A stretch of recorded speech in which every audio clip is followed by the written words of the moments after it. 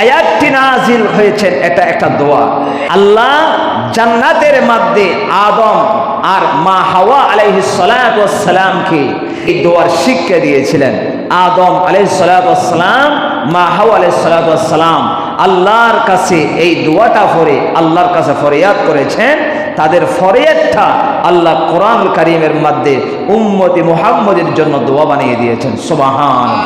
এই জন্য প্রিয় হাজরিন, আল্লাহর বান্দা যারা আছে, মানুষ যারা আছে, মানুষ গুনাহ করে, পাপ করে। একটা হলো কবিরা গুনাহ, একটা হলো সগীরা গুনাহ।